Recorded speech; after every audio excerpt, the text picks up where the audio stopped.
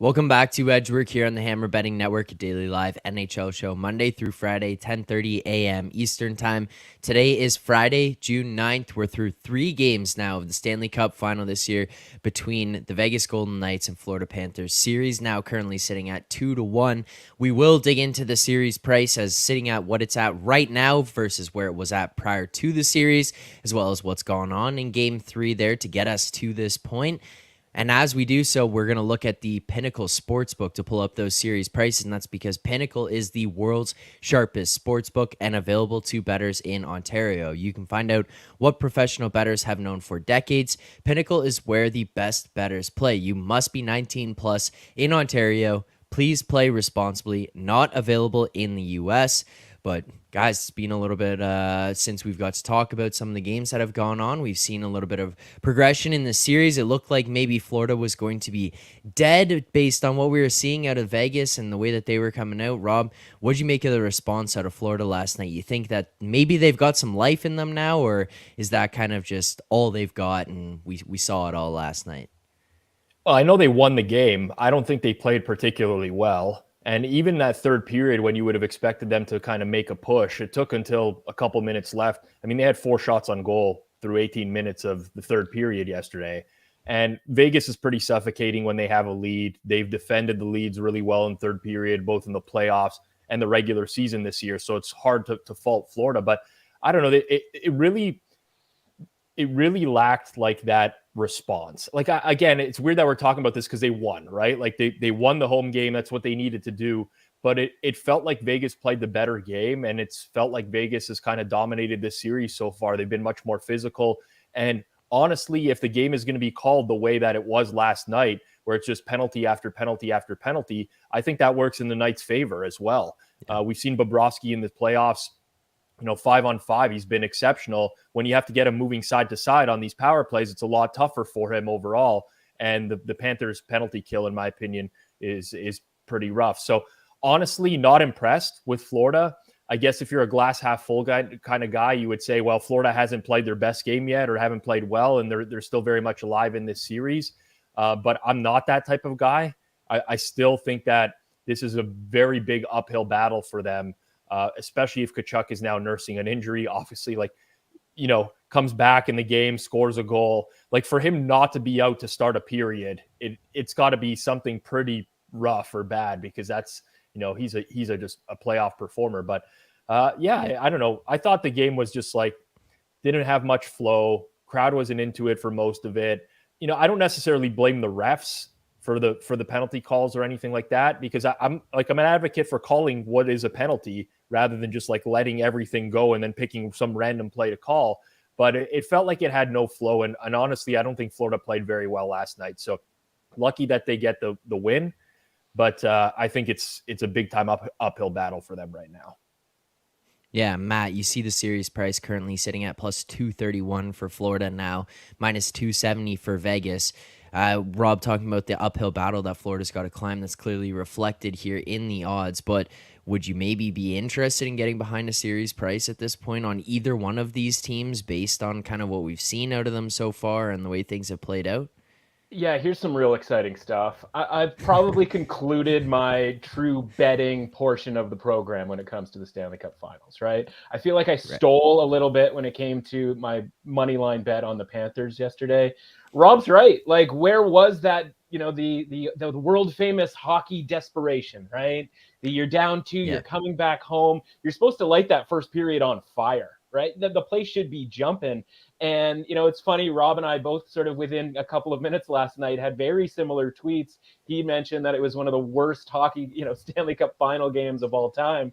And I just went with the old reverse jinx, like the Panthers may stink. And that's how I got desperate last night, trying to go with the reverse jinx. Why can't the Panthers get desperate last night? And this is sort of kind of a tangential thing here, but the thing that I'm that's kind of haunting me as somebody who has Panthers positions on the series from both before the series and after game 1 is when Tkachuk after the game says that it's the gutsiest, win that he's ever been a part of. Yeah. That's not where we should be at when it comes to the Panthers here. We shouldn't have to go to gutsy town for them to win this game. This should have been obviously not a rollover necessarily, but like they should have looked a lot better than they looked. And so the fact that he's, when he's referring to them sort of pulling off this gutsy win, he's sort of referring to his own injury. We got Montour going out of the game. We've obviously had some questions about Bobrovsky, who actually had a really good game last night, at least from a metric standpoint. But if he's mentioning that like gutsiness had to come into play here just to get a win down 0-2 at home, I don't really like the looks of that going forward. Now, I'm a big look at the spreadsheet guy as far as okay, what did they do from a high danger chance, perspective at even strength, all that sort of thing. And they did pretty well, 14 to 12 in high danger chances, and they had the slight edge. It's strange. Florida has had 2.35 expected goals at even strength, 2.22 and 2.35 throughout this. So they're kind of bringing the same thing every game, even though it doesn't necessarily look like that. Bobrovsky has that big game, and obviously Tkachuk saves the day with that goal. But they're 6-on-5. He's kind of the extra man in front of the net. The way that he scored that goal wasn't some I'm going to carry two guys on my back, go to the net. It's kind of a little bit right place and the right timey type of thing, right? So I just look at that and I go, man, this is going to be a situation where Tkachuk's going to have shoulder surgery, a week after the playoffs are done. Yep. And, Montour is going to have this, and obviously a handful of other guys. One guy that we haven't mentioned in sort of a negative way, we probably should have. At some point, Alexander Barkov could do something or something positive. He's been by far a net negative so far in this series and yesterday in totality. So some of these players that need to step up, Carter Verhaeghe, I forgot he existed up until the point where he scored a goal. I forgot he was a person. Mm-hmm. And so he finally scores a goal. It's oh yeah, Carter Verhaeghe, that's a thing. Where has that guy been? That guy was torturous against the Toronto Maple Leafs a couple of rounds ago. So, I just look at it and I go, man, if we're going to this whole man, we've really, picked up our socks and it gives Vegas a lot of credit, right? To call that win a gutsy win, where it's man, you're not playing the hockey's version of the Globetrotters out here, right? You're not grinding. You're favored. They were favored in the game. You're favored in the game, and they're favored again in Game 4. And it's just I'm gonna Homer Simpson this one into the hedge here, where I'm just gonna take my money line money in Game 3, and I'm just gonna back it in and just go, you know what, whatever happens, from here on out.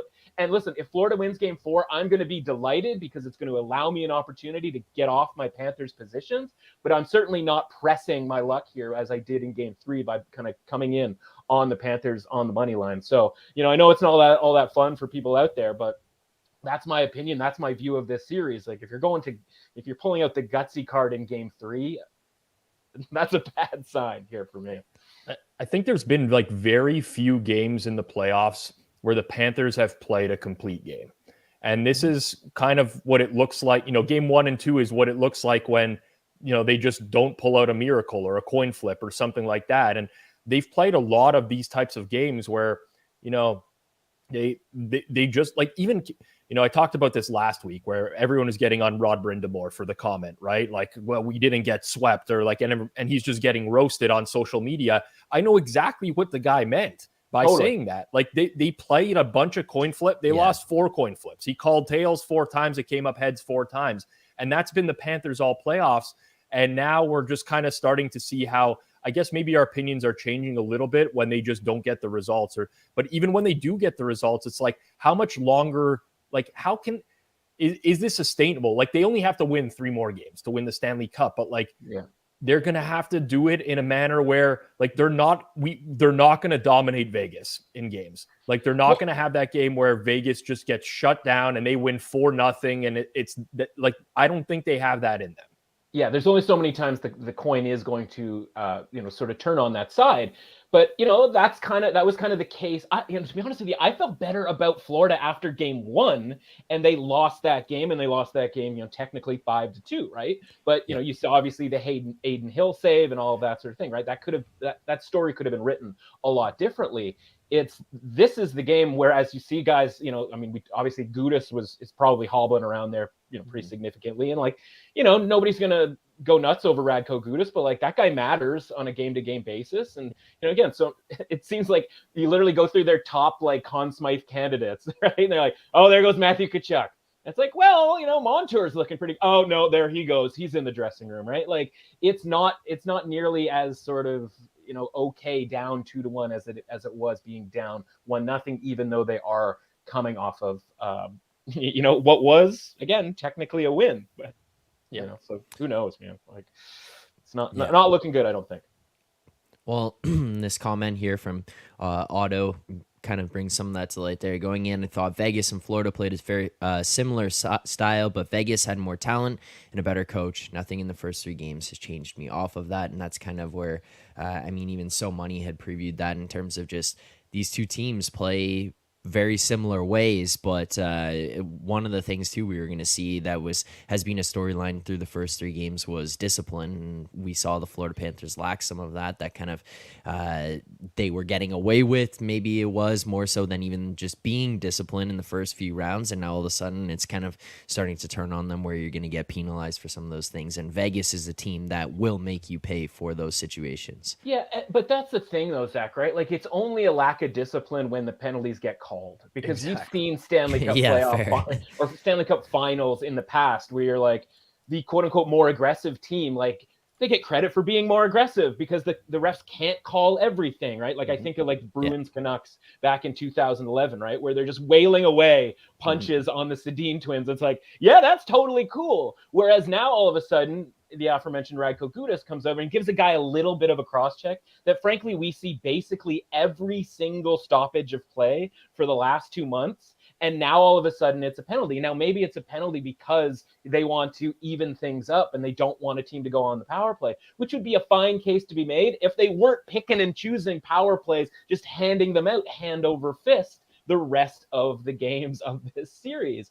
Because if they are going to do that, honestly, if you told me before the series that this was going to be sort of a power play contest, I would have liked the Panthers even more, because going into this series, every way you look at the power play and penalty kill efficiencies on both sides, Florida should have had the advantage. But I'm going to break some news to you guys.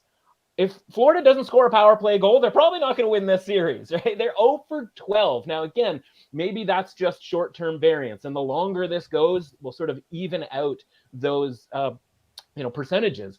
Because Vegas has 6 power play goals in this series. They're, they gave up a shorthanded goal, so they're a net +5 in special teams.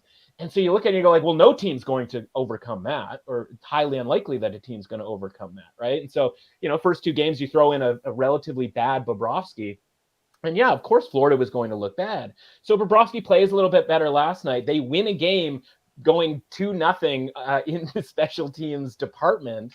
And so, like, if there was sort of a glass half full type situation, it is like, at some point, Florida's going to get a power play goal, right? Like, just on math alone, we have to almost just give them a goal some way, somehow. Now, I will listen to somebody tell me why the Vegas penalty kill is a bad matchup for the Florida Panthers power play. I'm not smart enough to know why that necessarily is, but all of a sudden, that just seems to be the case. I don't know why Florida's not any good on the power play, but like they should be scoring a power play goal here at some point. The problem is if all their guys, especially their best power play guys, are injured, then I no longer can kind of assume that those numbers are going to sort of rectify themselves. If you know what I mean? Yeah, the big thing for me is that I referenced this last week, but there's someone on Twitter, I'm butchering his name, Cam Charon, something like that, who tweets out the charts of or the graphs of penalties called by series. And if we look at traditionally the Stanley Cup, games 2, 3, and 4, you get a huge spike upwards where like they call everything. I don't know why this is the case. I don't know if the NHL tells the refs or if it's just like the human element where the refs don't think the games are as meaningful, but you get to game 5, 6, and 7, and that just drops off a cliff. Like there's the whistles are swallowed. And I do think that if Florida does win game 4 and they can go games 5 and 6, where maybe each team is getting 1 or 2 power plays in the game, that sets up a lot better for them than if they're going to go back and forth here. And the point about injuries is very valid. Obviously, Montour, Tkachuk, Sam Bennett doesn't look right. I've bet him anytime goal scorer. I probably will continue to bet him anytime goal scorer because he's getting the chances on the power play. You just can't score. Yeah. But, there's guys that don't look right, definitely. And I think there's going to be the laundry list of like, off-season surgeries, exactly as you mentioned, Matt, like when the season's over, boom, boom, boom, boom, boom. Whereas I don't think it's going to be that much for Vegas, but maybe it's just like one of those things where Florida just has to survive. Like pull out, eke out another win next game. And then we get much closer to 50-50, I think, the rest of the way, with the way that the refs will just let these guys play and don't want to be the deciding factor in the games. Yeah, the thing that I'm kind of haunted by, speaking of quotes, is, Dallas, after, they win those 2 games after being down 3-0, and they just have that absolute stink bomb in game 6. Now, Dallas was, not shy to have a stink bomb. They threw a stink bomb down in game 3, very similar to Florida, honestly. If, Vegas had scored a couple of the earlier goals there on all the chances that they had. I think they were 0 for 12 on even strength high danger chances in that game last night. If they score a couple of goals early, we're looking at Florida in the same way that we're looking at Dallas after that game 3. But coach comes on there and he's like, you know what? Like, it took us so much in the 2 games that we won, right? Like, we worked so hard, that desperation mode, that we just had nothing left for game 6, even though it was at home, even though that we're still backs against the wall, et cetera, et cetera. We just didn't have anything left. And that's what I'm worried about here with Florida, right? And whether it's in the form of injuries or just kind of exhaustion, and I know they had obviously the big break there between series, but beating Boston, beating Toronto, beating Carolina, like, those are 3 really good hockey teams. Yep. And that'll take a lot out of you. And just because you get a week off in between, not everything necessarily heals, right? Especially if, as we've talked about, they do have that laundry list of kind of banged up injury type situations, right? And again, who knows which guys are headed under the knife here. But I know it, kind of went long. Vegas has played, I think, more games going into this playoffs, but man, those 3 teams that they beat, those are really good teams that the Panthers beat. And honestly, they might just not have enough physically, for the Stanley Cup final, even though they were the quote unquote more rested team. All right, well, if you are looking to bet on a series price here, the one place that you can do so would be at the Pinnacle Sportsbook. And if you want to sign up there, you can do so by scanning the QR code on your screen right there in the bottom corner. So just pull out your phone. You can scan that if you're watching on your computer. If you're not watching on your computer, maybe you are watching on your phone, you could click the link in the description of this video here, or you could type in betstamp.app/edgework to be able to be taken to the site to sign up for any sportsbooks that you may see throughout the course of the show that you don't have and that you do want to sign up for. So make sure to check that out as well. If you are watching right now and you haven't hit that like button, smash the like button. It's real simple. It takes 2 seconds. You just hit the like button. It helps support the show here as well. Hit that subscribe button so you get notified every time we go live or videos come out here on the channel. As we lead up to the draft, we'll have some draft preview stuff.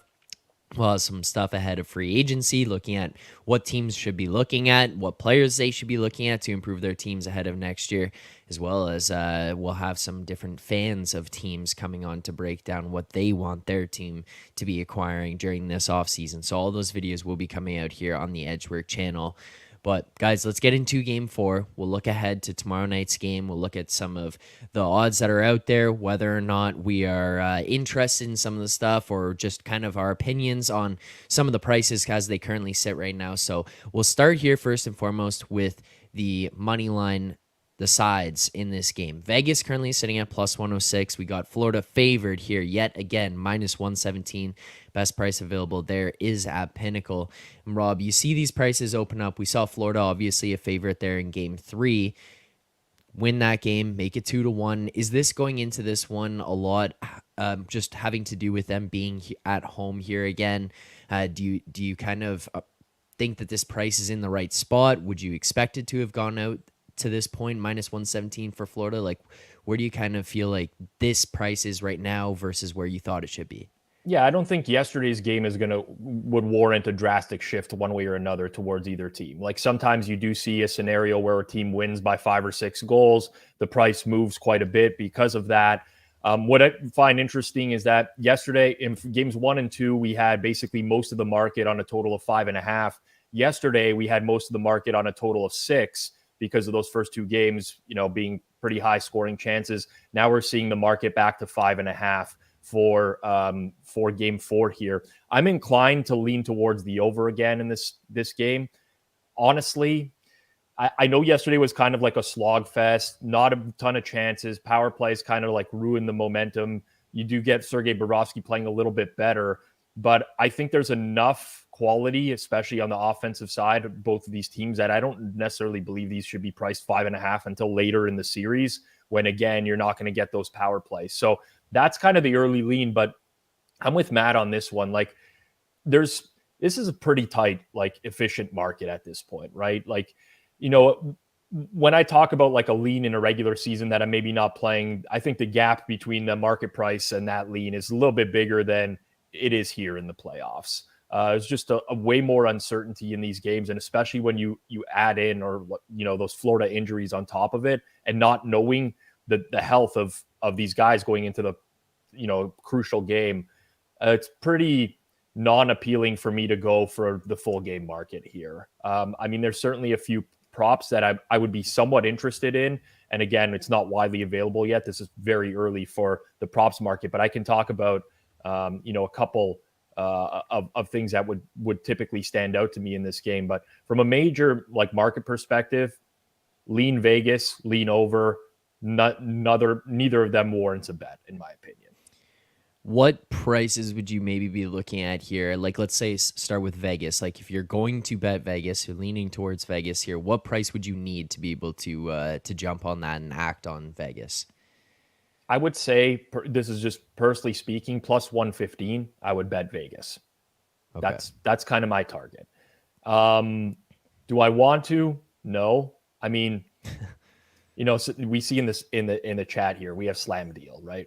He says, Robbie, how scared are you? This is going back to a $10,000 bet that I have that the Leafs will win a Stanley Cup before the Vegas Golden Knights. This is when the Vegas Golden Knights were, and Slam Deal is very good friends with the guy that I made a bet with. So, I am rooting for Florida here, but subjectively, I just feel like Vegas is a little bit too much at the moment. And plus 115, I think, is a good target for other people out there. Do I want to, back it necessarily? No. Florida's the rooting interest for me. Fair enough. Matt, is there a side that you would be leaning towards here based on where the prices are at?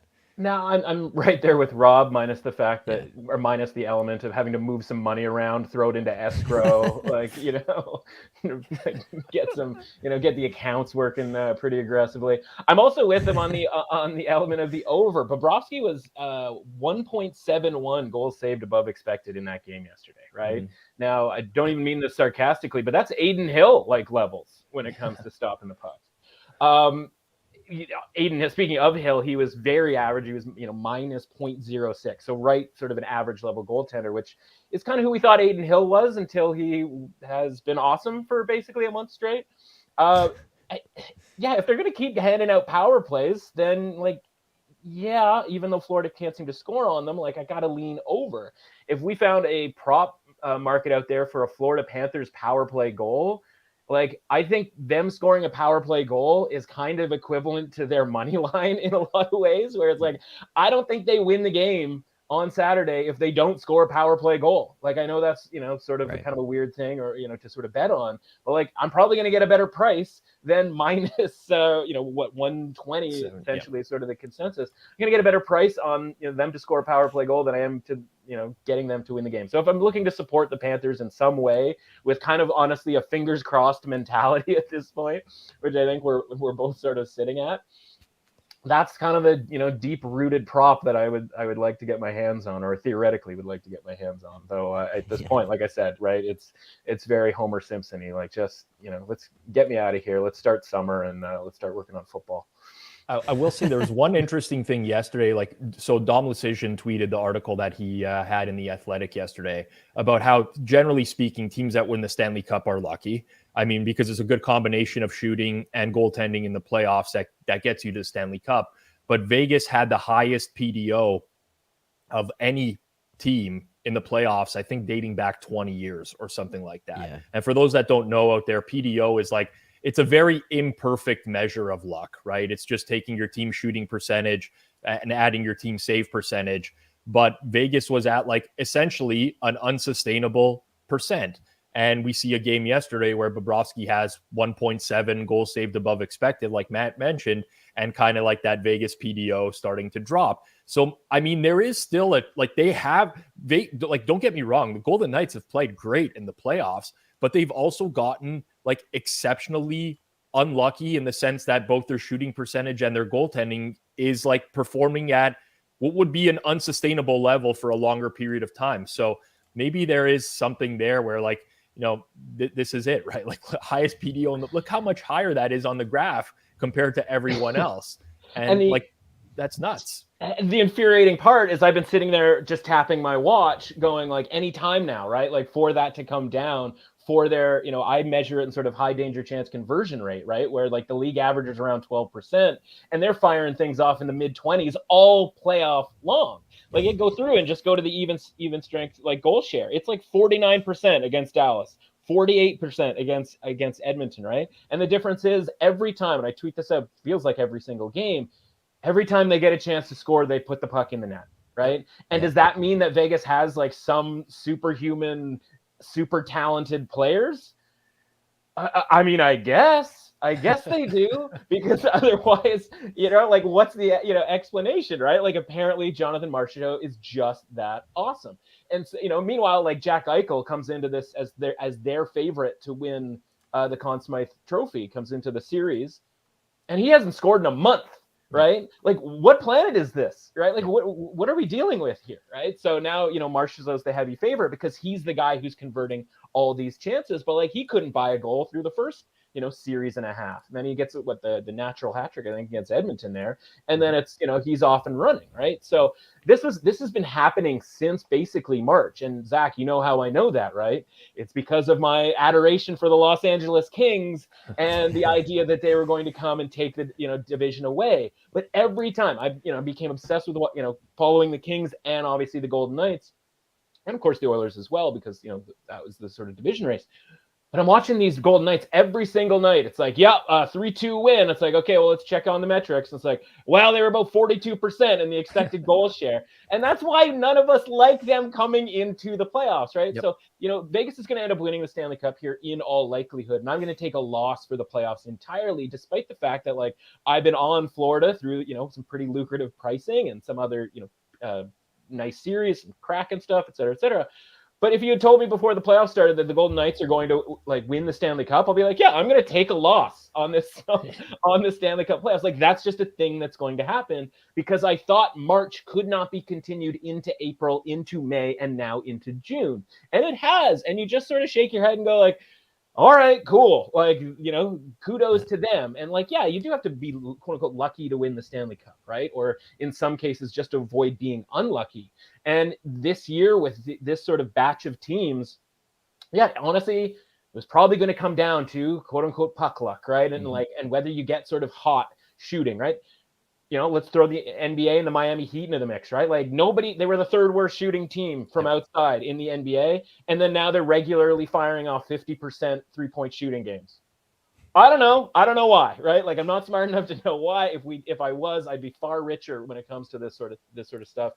The Vegas Golden Knights at this point are shooting at 50% 3-point, from 3-point land essentially. And, you just go, yeah, okay, cool. And you know what? They were 0 for 13 last night and they lost.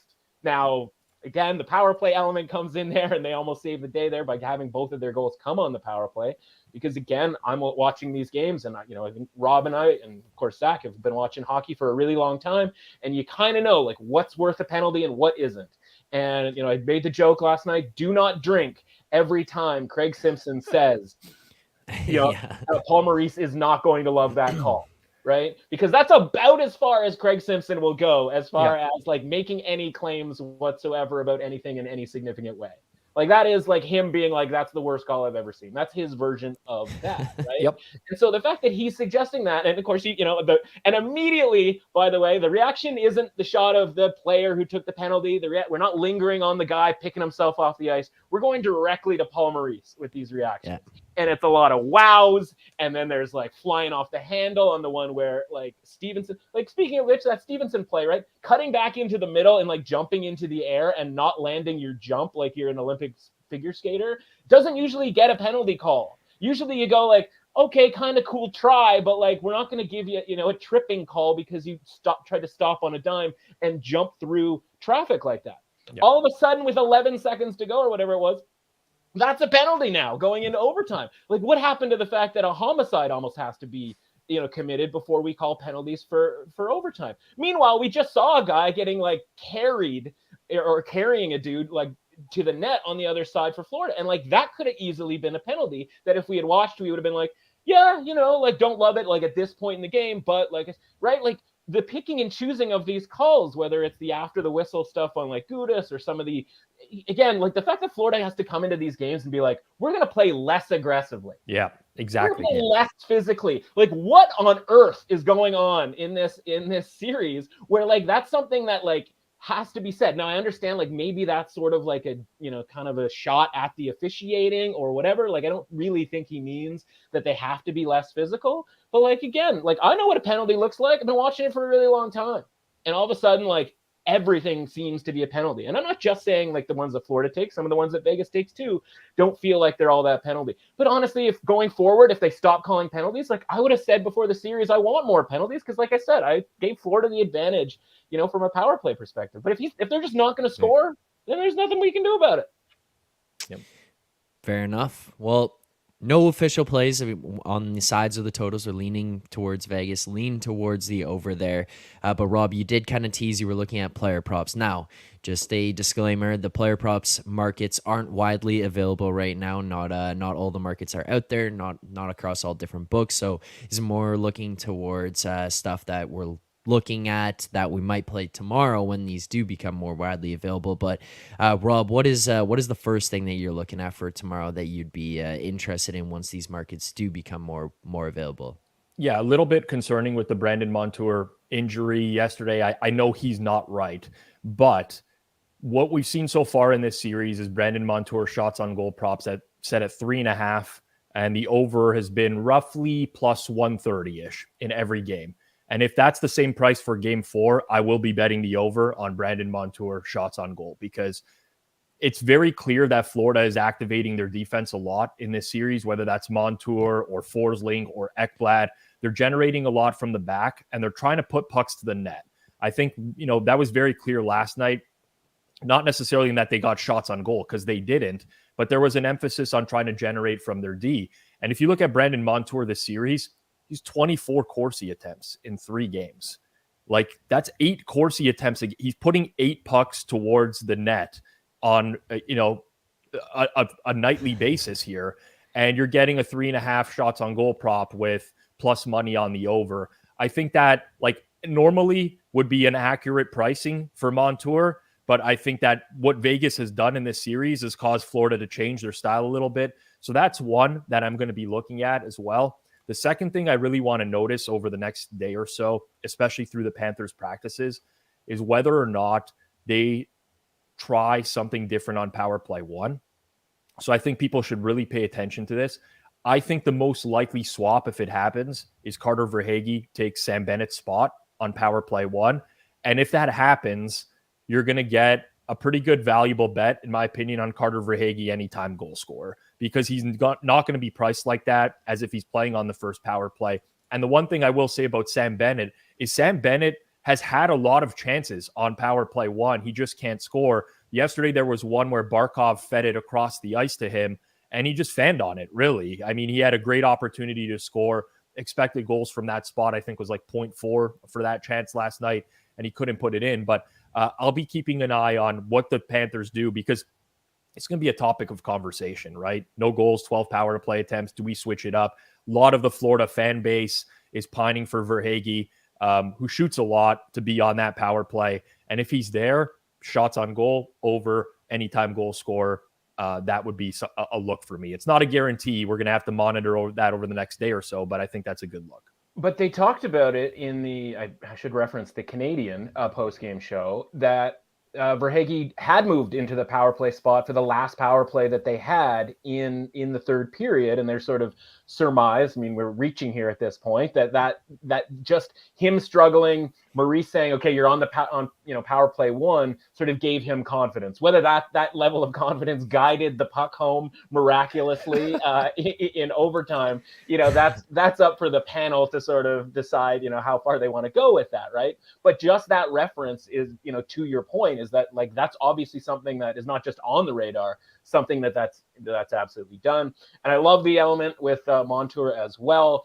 almost frustratingly so, he was firing off shots. Like there were dudes like wide open, on the flanks, and he was just like whipping it into guys' shin pads and whatnot. And as much as like there are certain guys, as you follow a team and you bet on them throughout the postseason, that kind of earn their way into like not being criticized. But I got to a point with Montour who had earned that right to sort of freewheel. I was just like, dude, you got to pass the puck. Like I finally just sort of exploded. Like, I'm gonna need you to like see that open guy right there and just give him the puck instead of firing away. Because I mean, you saw him like right off I think it was like basically the opening face-off, right, where he just comes over the blue line and just yams one at the net. I don't know if guys fired up. He's got that new dad energy or whatever. But I love that play because whether it's coming from Maurice or whether it's just him being like, enough of this, I'm going to take this into my own hands. Both those are great calls. And listen, if Carter Verhaeghe pulls a Kaiser Sose here as the greatest trick that he ever played was tricking me into thinking he didn't exist, I'm all for that. So. Give me both of those. And if all of those things happen on the power play and it leads to a power play goal, then I think we've really accomplished something here today. I mean, it's interesting, like looking at the metrics for this series, right? If you look at Corsi, individual Corsi for this series, the top 7 players are all Florida Panthers. So like Florida, to me, and I think this is evidenced exactly by last night's game as well, where you get a lot of shots that didn't go through. But Florida, to me, is playing like more of a volume type of game, where it's like you got a young goalie in net, Adin Hill, let's put pucks on the net, something good might happen. Whereas Vegas, they're doing like the exact opposite of Toronto and Carolina, where they're like, we can't let Bobrovsky face a shot square on. Let's pass our way into the net, cross ice. And you get Vegas not putting a lot of pucks at the net, but when they do, it's typically a high quality chance, whereas Florida's doing the exact opposite. So, I mean, honestly, just one of the angles for me going forwards is like, just keep an eye on that and whether or not that changes. But I think, playoff pricing is pretty steady, right? Like if you look at these guys on the Panthers, on the Knights, even go back a couple series, they're pretty much priced in the same spot for shots on goal, anytime goal score. Now it's going to fluctuate a little bit on whether they're favored or not in the game, but you can just adapt to like how a series is playing differently and end up getting a good price for like 2 or 3 games on something because the market just doesn't catch up that quickly on these props. So that's kind of the thing for me. But Montour is definitely the standout in that every time he's on the ice, he's going to get involved in the offensive play. And exactly like Matt said, he's looking shot first right now. I think it's being coached, honestly. Just put it at the net and let's get a rebound or a greasy one. But Montour is putting a lot of pucks at the net. Yeah, and a lot of that can come from how they've been scored on, right? Like sometimes, whatever sport you want to talk about, sometimes so you have to get the hint from what's happening to you, right? So Bobrovsky's giving up these goals from the point, and it's like, you know what? We should try more of that. Like that's working out pretty well for them on us. Let's try to, hit them back, like now listen, Adin Hill's a giant. He's, I don't know why more people aren't talking about the fact that he's got like the Garth Snow get up from like 2004. Like we need to get the tape measure out on my guy's shoulder pads out there. Like this is all a bit much here for our guy Adin Hill. Now I don't know. Maybe he ends up being Ken Dryden. Maybe he ends up being Cam Ward. Maybe he ends up being pick a goaltender on the Chicago Blackhawks. Over their 3 Stanley Cups there, right? Like I think Cristobal Huet was involved there at some point in time, right? Like maybe we just never hear from Adin Hill ever again. I don't know, right? We don't like. He's on his 3rd or 4th team in the. I love their 6th season in the NHL, and I was like yelling out at the team and his 4th team. Like sarcastic. But listen, I'll listen to like these concepts about the Golden Knights and their shooting percentages, right? Because if they are the team, if the Florida is going to kind of do, the high expected goals where we're not really getting like the qualiest of quality chances, like that's all very sort of Carolina Hurricanes-y. You know what I mean? Whereas if like Vegas is like waiting for that perfect shot and like that's how they're scoring, but like they're still getting a lot of chances. Right? Like again, it's 36-35 Florida in even strength high danger chances. They're getting them. Obviously, when you score on the power play it starts to make you feel like you're doing a lot more at even strength. Yep. Right. So if you just get 6 power play goals through 3 games, all of a sudden the even strength stuff starts to feel like you're really doing something. So yeah, like, I don't know, like, again, we thought that, okay, they're going high on Bobrovsky, right? And it's funny how like the shooting high on a goaltender thing works, right? It's like, yeah, that kind of works on every goaltender because everybody's essentially playing the exact same. And sometimes it goes bar down like it did for the first 2 games. Right. I don't know if you noticed last night, there was a lot of bar ups, right? A lot of crossbars getting hit. Like they're still trying the same stuff. It just happens to like be like that much different, right? And like, this is hockey, this is shooting, this is the NHL, and the time they have to shoot, like, they're not exactly that pinpoint, right? So it's kind of lucky when it goes in, and it's kind of lucky when it doesn't go in when you get those chances. So, again, we the longer we go, theoretically, as long as not every single player on the Panthers is going to spend, 14% of the game in the dressing room getting evaluated, the longer it goes, theoretically, the math kicks in here, right? Where the power play efficiencies even up. And at this point, that would be really great news for Florida. And the high danger chance conversion rates, like the Vegas number goes down from like 22% over the course of the playoffs to like, I don't know, give me like an 18. I would take an 18%, like just drop it down by that. And if that happens over the next 2 or 3 games, then like, that's going to be really good news for Florida. But again, the problem is like, we're sort of comparing apples to apples. Whereas if these guys are all injured, it becomes more of an apples to a rotten apples type situation. Yep. Yeah. All right. Well, no official plays for us to lock in here. There's a few leans there. We're looking at the over 5.5. Look towards Vegas money line there. So if you're listening to this back and you now have heard it hit a price that you heard recommended here on the show, maybe it's now playable. If you're listening later in the day on Friday, or you're listening to this ahead of the game, or watching this on Saturday, maybe those prices have moved into range as well. Currently looking at Carter Verhaeghe anytime goals, as well as Brandon Montour over shots on goal there. So make sure to check those out. And if you do want to track all the picks that have been given out on the Edgework show, whether it's through the course of the playoffs or through the entire regular season, you can find that all on the BetStamp app in the Find Better section as Edgework HQ. And if you want to sign up for sportsbooks that you see we are tracking our bets against that you don't have, make sure to head over to betstamp.app/Edgework to sign up. And you can also scan the QR code in the bottom corner of the screen there on YouTube that you can see. Scan that. It'll take you right over to the landing page to sign up for those sports books. But just before we go here, guys, quick shout out. Lee Thistlewaite in the chat here from Middlesbrough, England. Lee, thanks for joining us from over there. We are all in Toronto here, so yeah. My man across the pond. My man Thistlewaite had no choice but to be from Middlesbrough, England. That was the only option for my guy Lee. Thanks for hanging out. And by the way, everybody, could you stop sending Zach emails, getting in the DMs, picketing out front on his lawn about getting the Russell Pizzola combination finally together? You got it, everybody. Yeah, okay, you got it. It happened. Just stop the deluge of there you go. Stop the deluge of demands. All right, like we waited until June 9th. Okay, that's fine. That's how you know the Stanley Cup is serious at this point when this triumvirate gets together. So just everybody can go home. Take the tents down out front of Zach's house. Just leave the guy be, right? He finally cooked this up. Save the best for last. Save the best for last. That's what it's all about. Hold on to the Stanley Cup Finals and then get it out then. Thank you to everyone who tuned in here today. We appreciate it. Matt, Rob, thank you guys for taking the time to do this. Very much appreciate you guys hopping on here. And for everyone out there, make sure to hit that like button. Subscribe here to the Edgework HQ YouTube channel. Enjoy your weekends. Enjoy the game 4 of the Stanley Cup Finals. And as always, good luck on your bets.